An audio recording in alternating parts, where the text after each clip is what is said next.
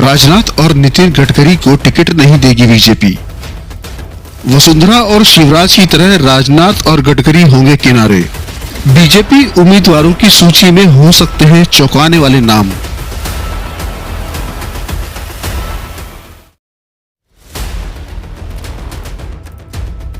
चुनाव जीतने के लिए बीजेपी अपने पुराने और वफादार नेताओं को और कार्यकर्ताओं की जगह दल बदलुओं पर दांव लगाने की तैयारी कर रही है। दागी हो चलेगा, बीजेपी को जिसने जिंदगी भर नुकसान पहुंचाया हो चलेगा, बस जीतने की क्षमता होनी चाहिए। हर कोई चल सकता है।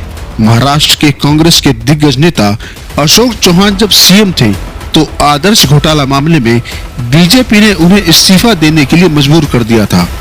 अभी भी उनकी गिरफ्तारी की तैयारी हो रही थी, लेकिन अचानक ये खबर आई कि चौहान ने कांग्रेस छोड़ दी है, बीजेपी में आ गए हैं और बीजेपी ने तुरंत उन्हें राज्यसभा का टिकट भी थमा दिया। अब चौहान राज्यसभा सदस्य बन गए हैं, जबकि बीजेपी के दूसरे दिग्गज नेता और महाराष्ट्र के पूर्व सीएम नारायण राणे को पार्टी ने टिकट नहीं दिया। उनका राज्यसभा कार्यकाल समाप्त हो गया है। अब कहा जा रहा है कि पार्टी उन्हें लोकसभा चुनाव लड़वा सकती है।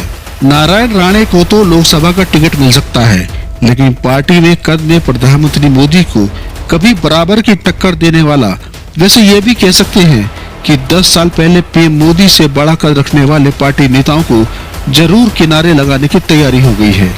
जी हाँ, रक्षा मंत्री राजनाथ सिंह और सड़क परिवहन मंत्री नितिन गडकरी के टिकट पर इस बार कैंची चल सकती है।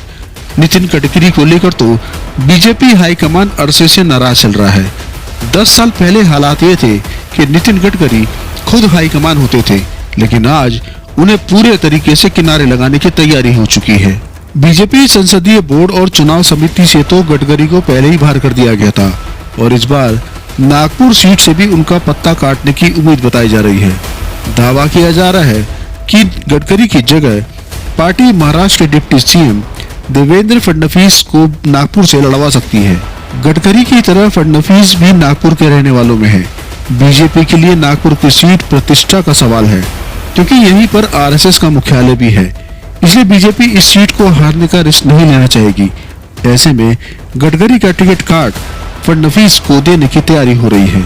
इसी तरह लखनऊ सीट से बीजेपी सांसद और केंद्रीय रक्षा मंत्री राजनाथ सिंह को लेकर कहा जा रहा है कि वो भी हाईकमान के निशाने पर है। वैसे तो राजनाथ सिंह अपने बेटे पंकज सिंह के लिए गौतम बुद्ध नगर से टिकट दिलाने की कोशिश कर रहे हैं। पंकज सिंह नोएडा से विधायक है और ये तय माना जा रहा है कि गौतम बुद्ध नगर सीट इस बार भी बीजेपी आसानी से जीत जाएगी। बीजेपी के लिए इसे सुरक्षित माना जा रहा है, लेकिन पंकज सिंह को टिकट मिलना मुश्किल लग रहा है। फिलहाल तो राजनाथ सिंह का टिकट ही संकट में फंस गया है। इसके साथ ही पूर्व केंद्रीय मंत्री मेनका गांधी और पीलीभीत से सांसद वरुण गांधी, बरेली से सांसद संतोष कुमार गंगवार, बदायूं से सांसद संघमित्रा मौर्य, प्रयागराज से सांसद रीटा बहुगुणा जोशी, ये ऐसे नाम हैं जिनके टिकट कटने की तैयारी हो गई है। दूसरे नेताओं के टिकट काटने की किसी तरह की परेशानी नहीं है, लेकिन सबसे चौंकाने वाला नाम राजनाथ सिंह और गडकरी का हो सकता है और दावा किया जा रहा है कि हाईकमान की इस कोशिश पर अभी तक आरएसएस की मोहर नहीं लग पाई है। ऐसे में कहा जा रहा है कि 2-3 दिन में बीजेपी की सूची जारी होने पर तस्वीर पूरी तरह से साफ हो पाएगी। बीजेपी की पहली सूची 2 या 3 दिन में सामने आ जाएगी और दावा किया जा रहा है कि इस सूची में प्रधानमंत्री मोदी और अमित शाह का नाम तो है, लेकिन राजनाथ और गडकरी का नाम नहीं है। और अगर पहली सूची में राजनाथ सिंह और गडकरी का नाम नहीं होता तो ये साफ हो जाएगा कि इन दोनों ही नेताओं को हाईकमान ने इस बार टिकट देने का मूड नहीं बनाया है।